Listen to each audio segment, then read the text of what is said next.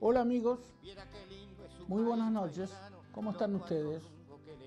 Gracias por compartir otro programa de Tribuna Libre.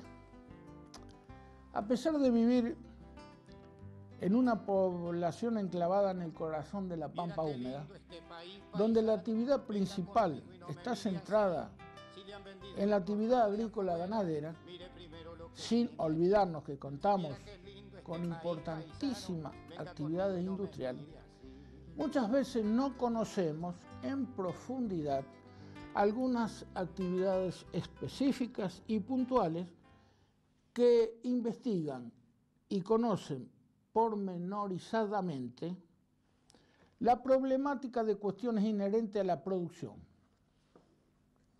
En esta oportunidad hemos recurrido a la buena predisposición de un amigo que, además de ser asesor técnico por su profesión, es simultáneamente docente universitario.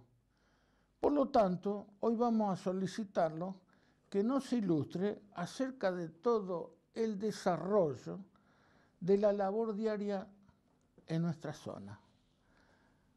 Vamos a tratar de ilustrarnos acerca de un tema específico, la zoología agrícola, y dentro de ese marco descubrir algunas tendencias, manifestaciones, transformaciones que se producen en el medio ambiente a través de pequeños seres con quienes compartimos sin darnos cuenta nuestra existencia, pero que tienen sin duda alguna especial gravitación. Vamos a hacer ahora una pequeña pausa y volveremos dentro de instantes con el invitado de hoy en Tribuna Libre, el ingeniero agrónomo Luis Viñaroli.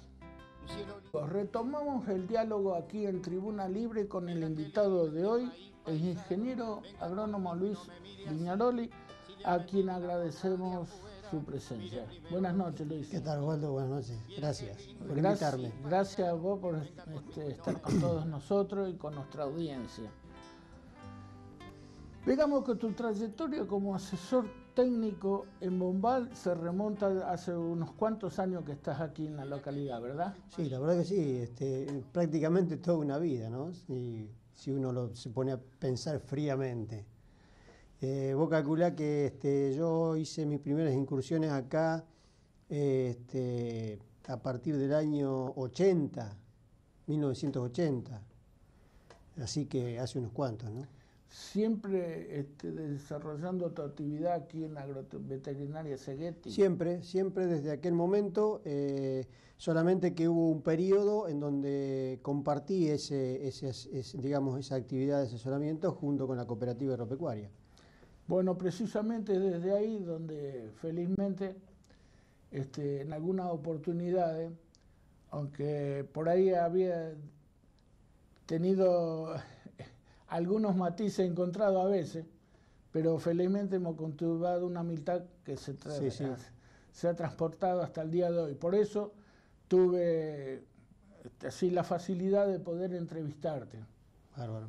Así que como amigo también te agradezco esta entrevista. Bueno. Yo decía en la presentación de este programa que, aparte de ser asesor técnico de esta empresa local, también sos docente de la Universidad Nacional de Rosario, en la localidad de Zavalla. Claro, sí, yo soy docente en la Facultad de Ciencias Agrarias, que en este momento está funcionando en Zavalla. En sus orígenes estábamos en Rosario, en lo que eran los viejos tribunales, no sé si vos te acordás, que se prendieron fuego, se quemaron, que ahora lo están reacondicionando a nuevo. Ahí funcionaba la facultad de sus comienzos. Digamos ahí lo que estaba emplazado frente a la plaza. Exacto, la Plaza San Martín. De los cuales ahora tienen un conflicto con dos gremios.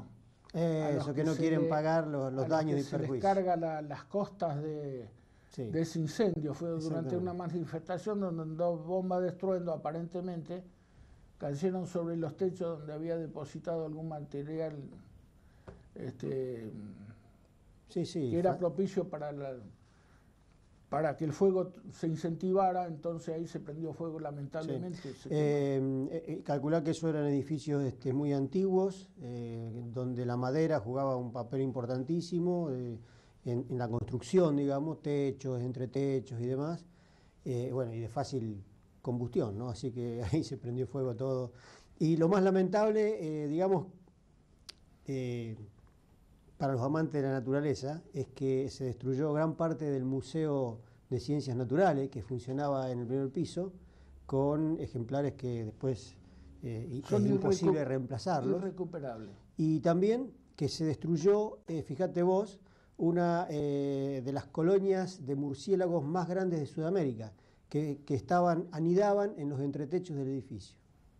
Bueno, por eso precisamente esta conversación nos ha traído a nombrar eso, porque hay circunstancias que, a pesar de que uno lee algunas cosas en los diarios, en los periódicos, en matutinos, a veces no se da cuenta de la trascendencia que tiene un siniestro de esta naturaleza. Es lamentable porque son cosas, como vos decías, irrecuperables.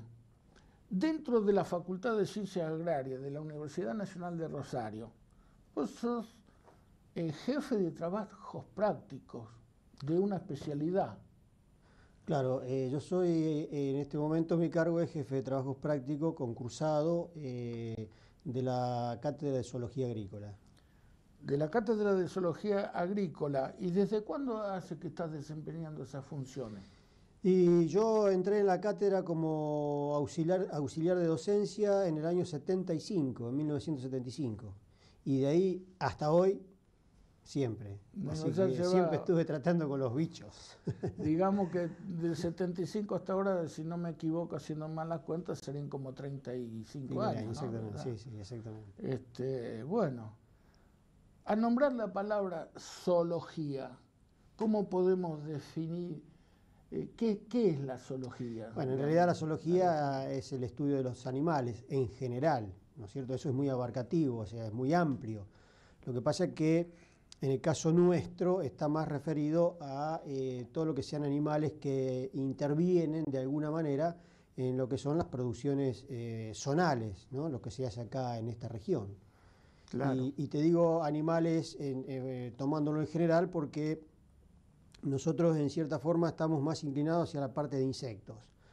Pero también se ven temas como aves o mamíferos que influyen o que pueden tener alguna influencia en las producciones agrícolas. Y te digo influencias y no solamente perjuicios, porque también vemos los lados buenos de esos animales, ¿no? Es decir, aquellos que son benéficos o que nos ayudan en el control biológico de aquellos otros malos que intervienen en la producción. Claro, unos son, no sé si digo bien, plagas. Exacto.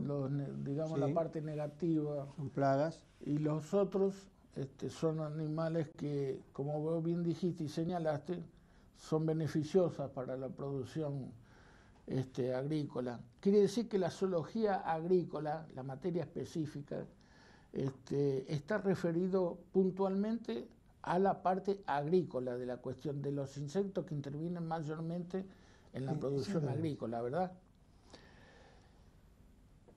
Hay otras facultades que intervienen también en la zoología agrícola, pero que trata de diferentes, digamos, insectos por zonas, son zonales así. Sí, en general los planes de estudios están referidos fundamentalmente a las características de producción de una zona. Entonces, suponete, una facultad de agronomía que esté cita en Mendoza no va a tratar los mismos temas que tratamos nosotros acá, porque las producciones son diferentes.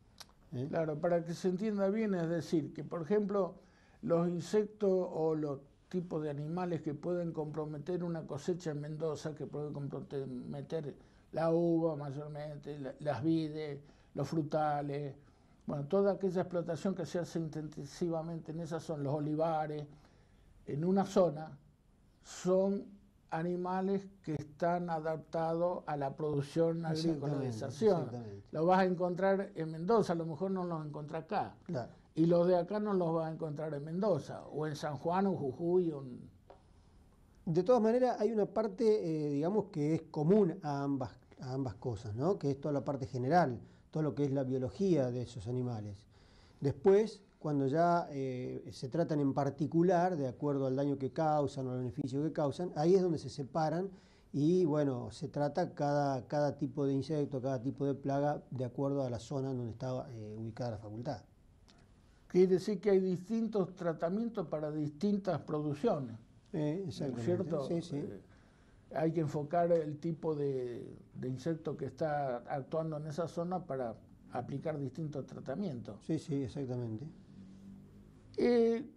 La zoología agrícola es el estudio desde el inicio de la biología de los insectos.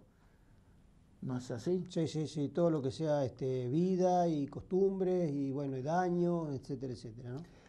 Dentro de lo que mencionabas anteriormente, insectos, digamos, de efectos positivos. Podemos nombrar algunos así que sean conocidos por el común de la gente. Y por ahí es difícil. En general la gente por ahí tiene más conocimiento de lo que le causa algún tipo de daño, ¿no? Vos, a cualquier productor agropecuario le hablas de orugas, orugas de la alfalfa, y a lo mejor te la vas a ver identificada, te va a saber decir cuál es, pero no te va a poder decir, suponete, alguna avispita que sea parasitoide de esa oruga, ¿no? Es más difícil el conocimiento así popular de lo que son insectos benéficos. Hay muchos, por ejemplo, hay muchas chinches que nosotros tenemos en los cultivos de soja, fundamentalmente, que son benéficas, que se alimentan de otras chinches o de otros insectos. Claro, eso es el control... Es lo que se llama el control biológico. El control biológico. Claro, a través de organismos con vida. Claro. Lo más común que antes sabíamos aprender sobre este tipo de insectos, así era la abeja, por ejemplo, por la polinización. ¿Podría ser válido el ejemplo? Sí, eso sería otra cosa. Acá la abeja no estaría controlando a nadie, no estaría matando a nadie, sino que estaría favoreciendo la producción de un cultivo. Sí, sería un complemento en lo que es la polinización natural, ¿no?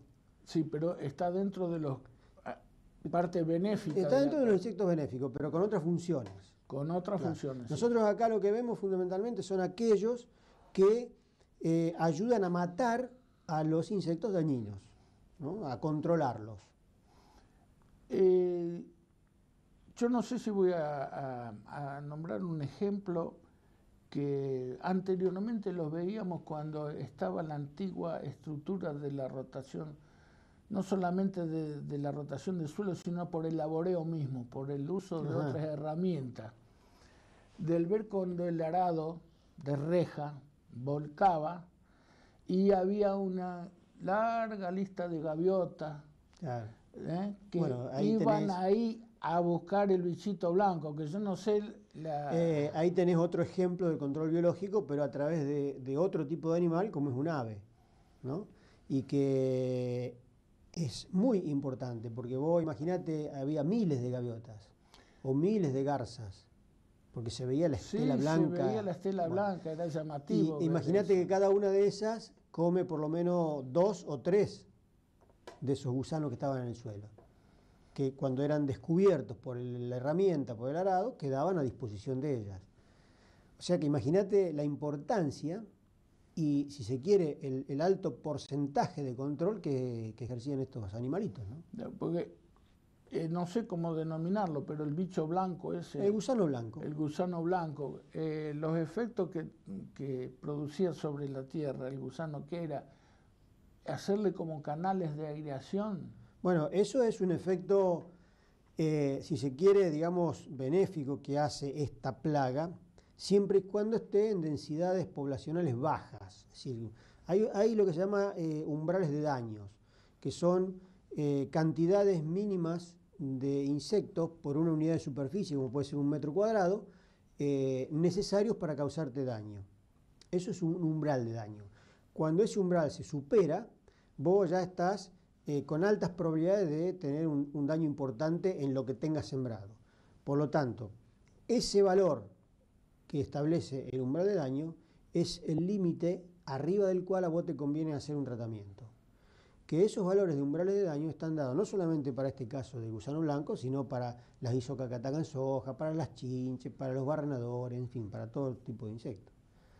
Bueno, te completo lo que vos me preguntaste. Cuando la cantidad de gusanos blancos está por debajo de ese umbral de daño, nosotros podemos especular con que no nos va a causar un daño significativamente económico en lo que tengamos puesto ahí arriba. Entonces conviene dejarlo. Y si lo dejamos, podemos digamos, estar haciendo también uso del beneficio que nos causa al desplazarse por el suelo, en su desplazamiento principalmente vertical, haciendo una galería acorde al tamaño del cuerpo de la oruga, que anda más o menos en el 1,5 centímetros a 2. Entonces vos imaginate, una perforación que puede llegar a medir entre 35, 40 o 50 centímetros, de ese tamaño, favorece lo que es la aireación y la penetración del agua. La hidratación del suelo. Pero ojo, no confundir, eso siempre y cuando esté por debajo de los umbrales de daño. Si está por arriba, ya nos causa un daño económico. Claro, se revierte la situación. Porque ¿de qué se alimenta? Se alimenta de raíces y de semillas. Entonces lo que nosotros pongamos ahí, bueno, si es maíz o si es trigo, se va a alimentar de las raíces de esos cultivos. Y ahí ya vienen los problemas. Claro, desde ya que las gaviotas y las garzas que se alimentaban antes con este tipo de insectos habrán tenido que buscar otros recursos de subsistencia, porque... Y sí, vos viste que prácticamente ahora no se las ve, se han ido raleando, se han ido a zonas donde encuentran el sustento, indudablemente de hambre no se van a morir. La transformación del laboreo de la tierra a través de la siembra directa habrá modificado también desde ya el hábitat y, digamos así, las especies. Sí, digamos, el sistema es muy dinámico, es decir, hay modificaciones constantemente. Por un lado porque desaparecen o bajan las densidades de alguna, o por otro porque aumentan otras que estaban en algún momento en bajas densidades, ¿no es cierto? Pero indudablemente el no mover el suelo, el no poner al descubierto estos estados de estos insectos, les permite cumplir los ciclos perfectamente. Entonces estamos favoreciendo el crecimiento de la población de esas larvas o de esos insectos, de esas especies. Por eso es que hoy por hoy hay muchos campos donde tienen problemas muy serios de insectos de suelos, justamente por eso, porque no hay una forma de control biológico que sea efectiva. Ah, no, se hace... No, porque viven bajo tierra. Claro, pero dentro de, digamos, de la diversidad de insectos que puede haber que vivan bajo tierra, ¿no se controlan también? No, en general todos los insectos benéficos son de vida aérea. No están capacitados como para meterse por debajo de la superficie. Entonces esa es una ventaja que tienen estos bichos que están en el suelo, ¿no? Claro, es un detalle muy importante que claro. Conocer detalladamente cuál es la problemática de eso, ¿no? Vos me habías comentado, o yo escuché en alguna oportunidad, esa anécdota del peludo. Sí, eso fue un artículo porque... que una vez publiqué en una revista, estas de extensión, que incluso después salió por internet, digamos, lo subieron a la red y he recibido llamadas de varios lugares, en donde yo aclaraba, vos fíjate que el título que le había puesto al artículo era ¿enemigo o amigo? Con un signo de pregunta, porque en realidad, si bien la presencia del peludo en los campos puede causar algún perjuicio, sobre todo a nivel de maquinaria, porque hace unas cuevas muy grandes, que son las madrigueras, que no son deseables, indudablemente. Por otro lado, este animalito tiene una altísima capacidad de búsqueda de las larvas que están en el suelo, porque el principal sustento, el principal alimento, yo te diría en un 90% fácilmente, se alimentan de larvas, se alimentan de gusanos.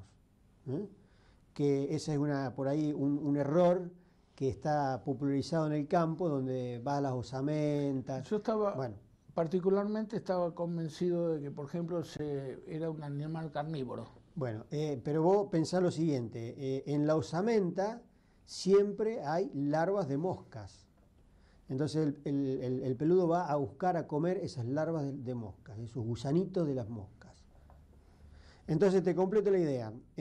Lo que yo decía ahí en ese artículo era que estos peludos, al buscar su alimento, hacían pequeños pozos en el suelo, pequeños pozos, no más allá de 5, 6, 8 centímetros de profundidad, porque ellos detectan la presencia del gusano ahí abajo, escarban y lo comen.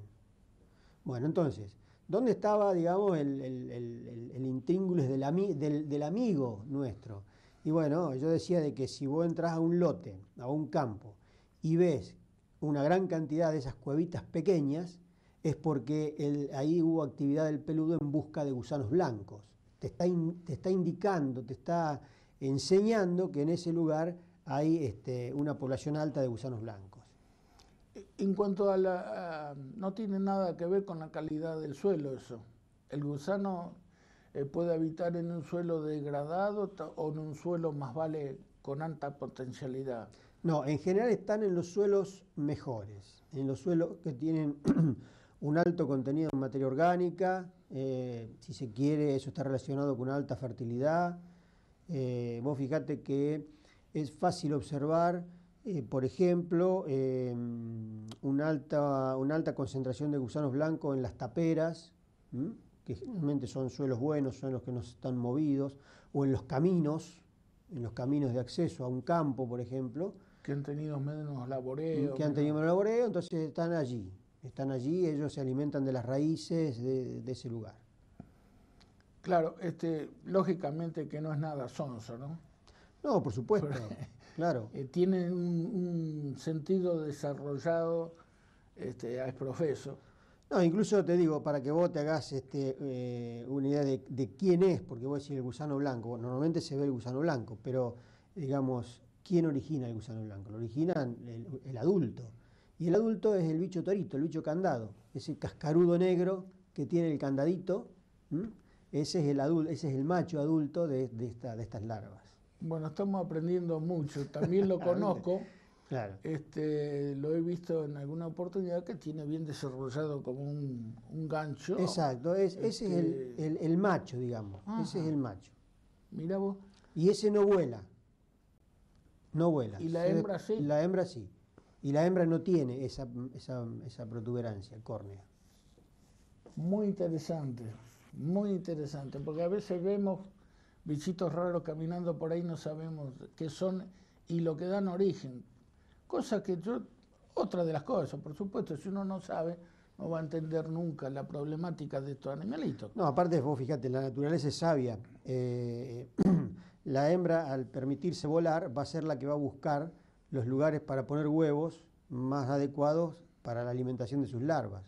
Entonces es ella la que va buscando los sitios de mejor calidad de suelo, donde les asegura una buena calidad de alimento a sus crías. Tiene un sentido muy desarrollado. No tengan la menor duda. Ahí se da uno cuenta de lo sabio que es la naturaleza, porque seguramente ha provisto de estos seres de algo que los hace ir al lugar adecuado. Sí, seguro, no hay duda de eso. Digamos que hay, para este tipo de insectos, hablando de insectos, hay distintos tratamientos. Las consecuencias de algunos de los tratamientos, eso, ¿la podemos mencionar? Por ejemplo, ¿cuál es la diferencia entre una pulverización y una fumigación? Es bastante sencilla. La fumigación es esparcir humo. Fumigación. Eso es la fumigación. Esparcir humo. La pulverización es el asperjado, es el arrojado de agua con productos en microgotas a partir de un sistema con presión, ¿no? Que hace toda una niebla, una neblina, gotas muy chiquititas, muy finitas. Eso es pulverización. Fumigación es cuando se esparce humo. ¿Viste las máquinas ahora con el tema del mosquito y demás que se han visto por televisión y demás? Sí. Que vos ves las máquinas esas que tiran humo, que esparcen. Bueno, eso sí es fumigación. Porque a veces confundimos el término generalmente. Sí, está popularizado el tema fumigar, pero en realidad lo correcto sería pulverizar. Pulverizar, claro. Vamos avanzando sobre distintos aspectos de lo que es la verdadera investigación sobre estos seres que somos amigos, creo, hasta que no nos encontremos con uno de ellos y le damos un pesotón porque no nos gusta. Sí, sí. Pero hay que ver cómo se defienden ante cuestiones a veces meteorológicas, están en alerta mucho antes que nosotros, que no las percibimos. Y tenemos que aprender en cierto modo de ellos. Sí, de la actitud que van tomando ellos. Incluso, indudablemente, la naturaleza los ha provisto, de acuerdo a las características de cada uno, de ciertos elementos que actúan como defensa de los mismos, ¿no? Vos fíjate, te voy a dar un ejemplo que seguramente tampoco conoces. Vos sabés cuáles son los pulgones que están en los rosales, en la alfalfa, sí, en el trigo. En la parte de atrás de la hoja de trigo. Sí. Exactamente. El pulgón es un bichito muy chiquitito, muy sensible, muy desprotegido, muy débil. Sin embargo, la naturaleza, la defensa que le dio es la alta capacidad de dejar descendencia. Una hembra de pulgón, en primer lugar, pare a los individuos vivos, o sea que va a parir a los pulgoncitos, cosa bastante extraña en los insectos, generalmente se reproducen por huevos. En este caso, las hembras paren a los individuos vivos, y una hembra puede llegar a parir hasta 4 o 5 crías por día. Asombroso realmente. Sí, realmente. Bueno, esa es la defensa que le dio la naturaleza, es decir, su altísima capacidad para dejar descendencia en periodos muy cortos. Es una cosa notable. Explícame también algo que yo lo sé muy por arriba, el caso de las hormigas. Tienen desarrollado el sentido de su protección para prevenir, por ejemplo, grandes lluvias. Que sí, bueno, en general manifiestan en alguna actitud. En general esa es una actitud que se da en muchos animales. Ellos están, digamos, capacitados como para presentir mucho antes que nosotros algún cambio climático especialmente. Y en el caso de las hormigas, sobre todo la hormiguita colorada que nosotros vemos habitualmente en nuestros hogares y demás,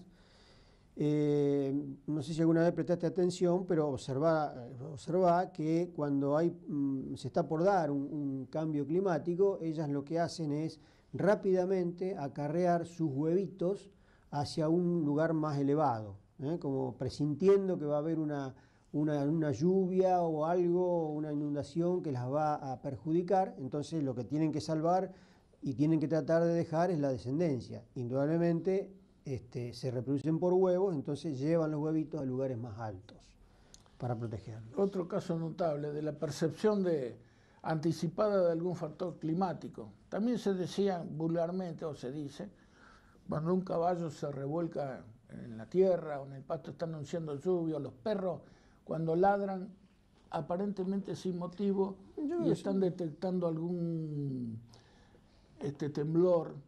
Sí, yo me acuerdo, mis abuelos decían que cuando el perro se ponía pata para arriba anunciaba lluvia. Bueno, por ahí son actitudes de los animales que...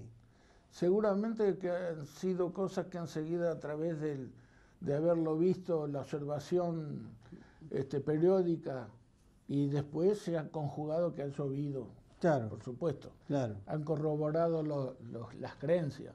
Bueno, fíjate vos, otro animal que a veces se suele mencionar cuando hay un cambio climático es el vuelo del alguacil en verano, cuando ves muchos alguaciles volando.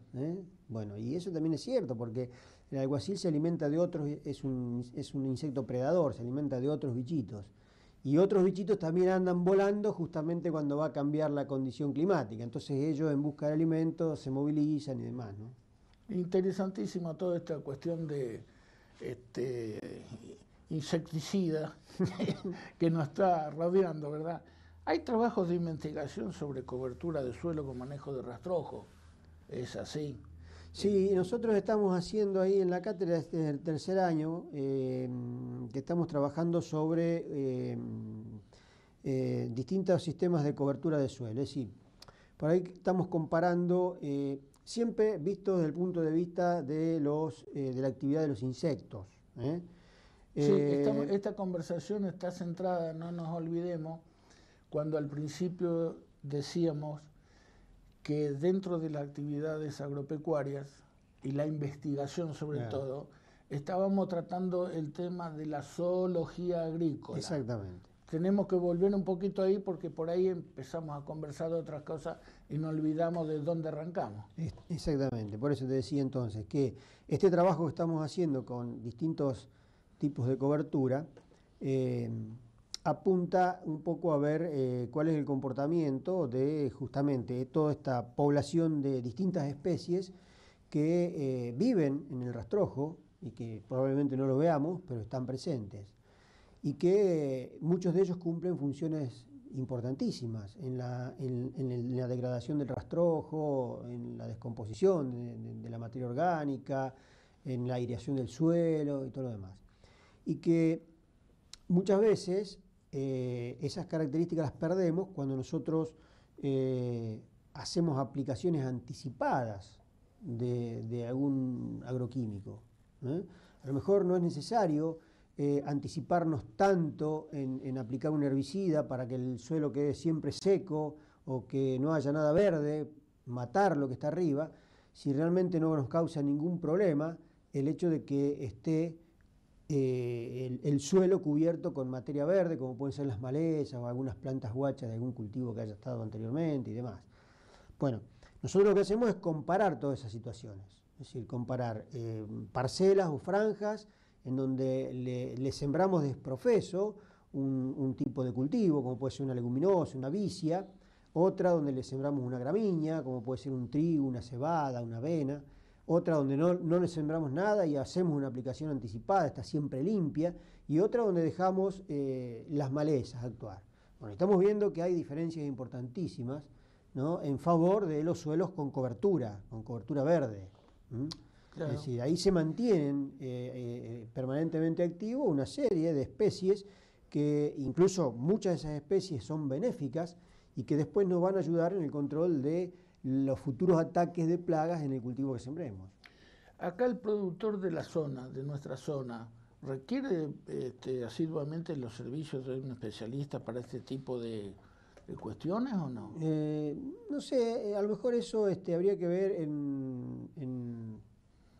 tal vez hay grupos de productores donde son asiduos consultores, es decir, consultan permanentemente, hay otros que no, o te consultan puntualmente por un problema.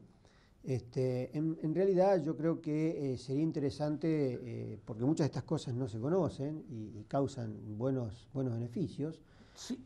Sería interesante la consulta permanente, ¿no? Claro. Más hoy que tenemos tanta diversidad de tratamientos y que estamos permanentemente vapuleados por la información televisiva y demás. Sí, yo te hago esta pregunta desconociendo casi totalmente el tema, porque creo que a raíz de la profunda transformación que sufrió los métodos de labranza, han cambiado muchísimo. Algunos están atados a la vieja raigambre, creo que ya quedará muy poco de cómo se debe trabajar la tierra, cómo se debe conservar, por distintas razones.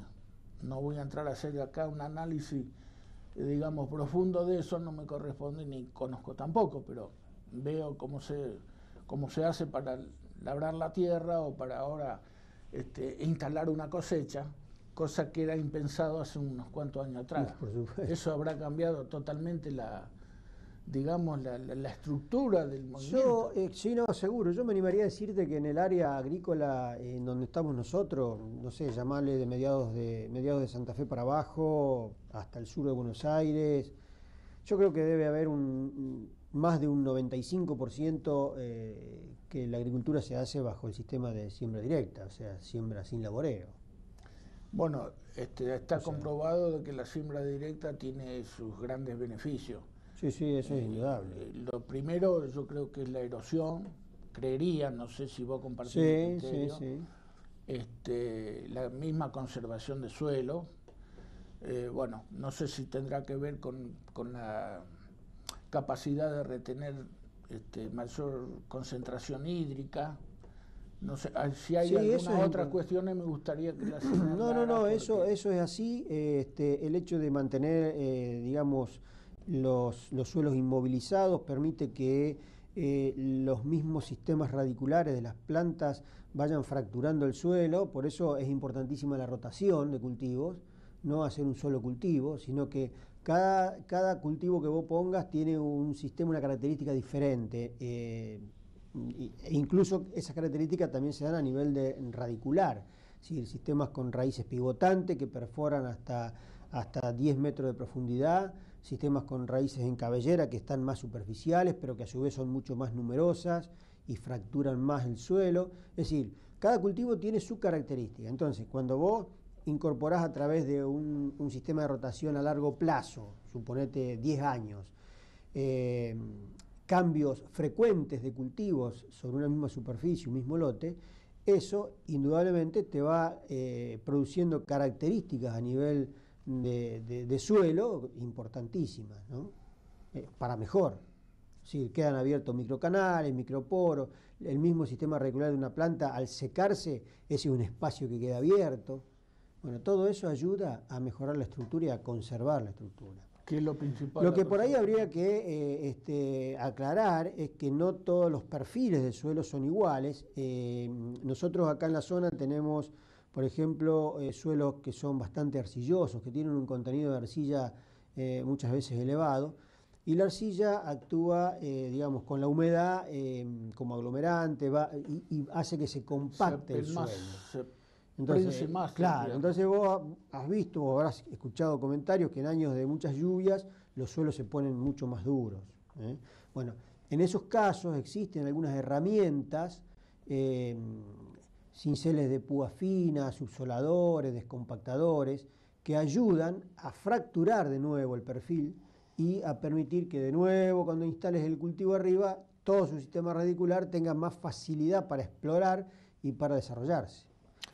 La implantación, al respecto de eso te quiero hacer una pregunta. La implantación de soja sobre soja, siempre soja, se decía, se comentaba, de que el campo también se iba así adquiriendo como una materia aceitosa, ¿no? ¿Eso es cierto? No, Se transfiere, por ejemplo, todo el rastrojo de la soja al suelo y hace como si fuera eso no es así. Porque en un principio, no sé si recordarás, se comentaba mucho de que el cultivo intensivo de soja y soja y soja y soja siempre sobre un mismo lote hacía que la tierra se impregnara con una cierta materia grasa. No, eso no es así. Lo que sí, por supuesto, es negativo hacer cualquier monocultivo, no solamente soja, sino cualquier monocultivo.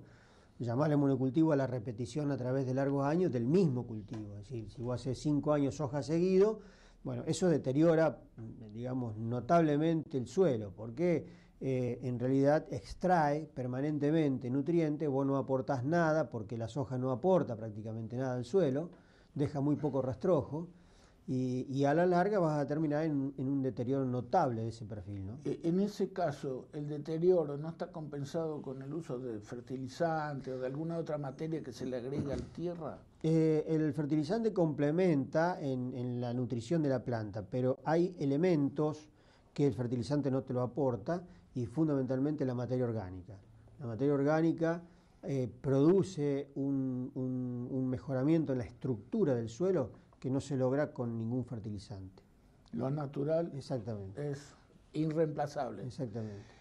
En el área docente, donde vos estás actuando, ¿hay otro tipo de investigaciones que se llevan adelante, ¿sí? A través de facultad?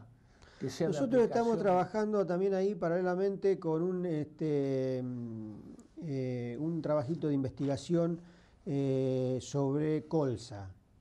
Sobre el cultivo de colza, una oleaginosa de invierno que no está difundida indudablemente en la región, en otros países sí, está muy usada, es muy usada en la obtención de aceite. Y acá hay algunos intentos de crecer, pero son, la verdad, que muy tibios todavía. Muy tibio, ¿no? Porque el grano de colza, digamos que para la recolección es un poco difícil, ¿verdad? Es un granito muy pequeñito, muy chiquitito. Muy chiquititito. Y eso necesita una adecuación de todos los sistemas de acarreo y de cosecha. Sí, de recolección, de acarreo, de almacenaje, es una oleaginosa, de amplia aplicación también en el campo de la aviación, porque creo que el aceite de colza es anticongelante, se usa en los aviones, sí, en algún tipo de aviones. Claro. Sí, yo tenía entendido que es un aceite que tolera mucho más bajas temperaturas que el aceite normal. Sí. Están en eso. Claro, tiene sus cuestiones. Si es difícil muchas veces con el grano de trigo, que comparado con un grano de colza debe ser 10 veces mayor, por decirlo.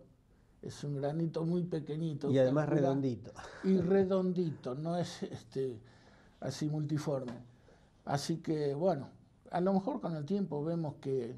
Otra cosa que te quería preguntar, vos realizás permanentemente el monitoreo con trampa luz.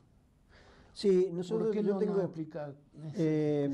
Digamos, la trampa de luz es una herramienta que se utiliza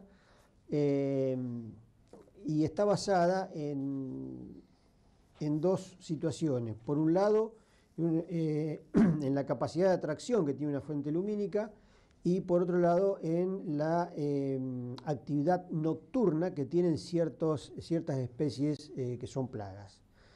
Se juntan las dos, digamos, la luz que atrae, la mariposa que va a la luz, es un sistema de captura, se recolecta y se cuenta. Eso es, indudablemente se utiliza una trampa de luz.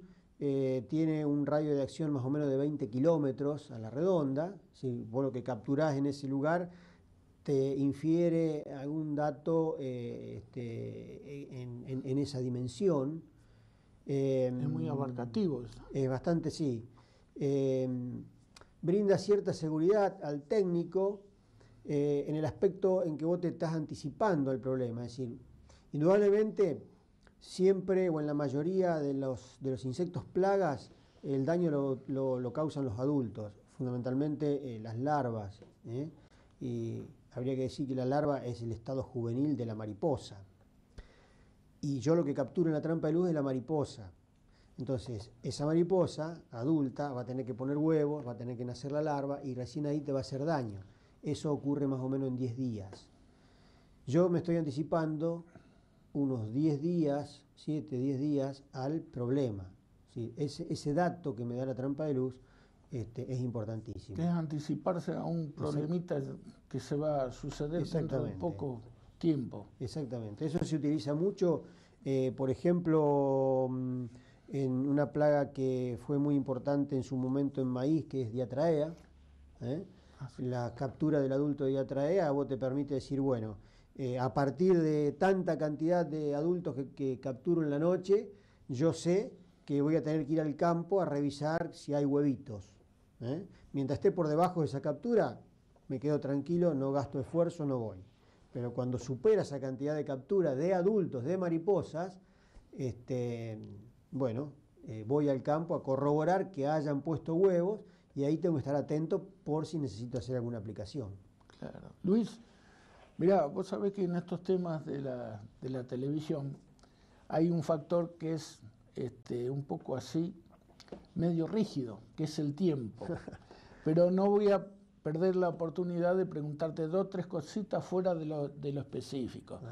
Te he visto en alguna oportunidad hacer algún trabajo muy específico sobre los alacranes. Los alacranes, lo dejamos para cuando venga la época de más calor. Sí, no, yo te puedo aclarar que los alacranes, ante todo, no son insectos, son arácnidos. No, sí. Son arácnidos. En realidad, el alacrán es un organismo que se mueve siempre de noche, nunca lo vas a encontrar durante el día lo vas a encontrar protegido. va a estar siempre en zonas donde haya un ambiente húmedo, rejillas, desagües, debajo de troncos, ladrillos, que estén a la sombra, que mantengan la humedad del suelo, del ambiente. Ellos van a estar ahí abajo protegidos. Y me parece que un detalle importante que se puede mencionar en los alacranes, que el alacrán nunca te va a atacar, sino que se va a defender. Es decir, él te va a picar cuando vos lo agredas, involuntariamente o a propósito, ¿no? A lo mejor lo pisás sin darte cuenta, bueno, ahí te agrede. O lo tocas, el tipo se cree que vos lo estás agrediendo, también va a reaccionar. Y la otra cuestión es que siempre vas a encontrar alacrán donde tenga algo para comer. Y el alacrán se alimenta de insectos, se alimenta de cucarachas, de grillos, y fíjate que las cucarachas cada vez son más abundantes. Entonces eso, digamos, hace de que también sean más abundantes o crezcan los alacranes. Sumado a la dificultad de controlarlos, porque están siempre escondidos. Claro, sí, se hace difícil. Claro. Luis, de mi parte, solo me resta agradecerte la buena predisposición que has tenido con este programa Tribuna Libre. No va a ser la última vez que nos encontremos, si Dios quiere, para desarrollar otro tema. Si vos querés agregar algo más en la entrevista de hoy. Bueno, entonces vamos a dar por finalizada la charla. Muchas gracias por la invitación. No, muchísimas gracias. Y cuando necesites algo, bueno, sabés dónde me encontrás. Por supuesto, como amigo que sos, te voy a requerir de tu buena voluntad y de tu conocimiento. Bueno. Y bien, amigos, entonces llegamos hoy al final de este programa de Tribuna Libre con la presencia del ingeniero agrónomo Luis Viñaroli. Por supuesto que agradecido sobremanera de toda la charla que nos ha dado. Si Dios quiere, el próximo miércoles volveremos a estar aquí nuevamente en la pantalla de Canal 11 a través de Tribuna Libre para hacer otro programa con todos ustedes. Muchísimas gracias por la atención prestada. Pasen todos muy buenas noches.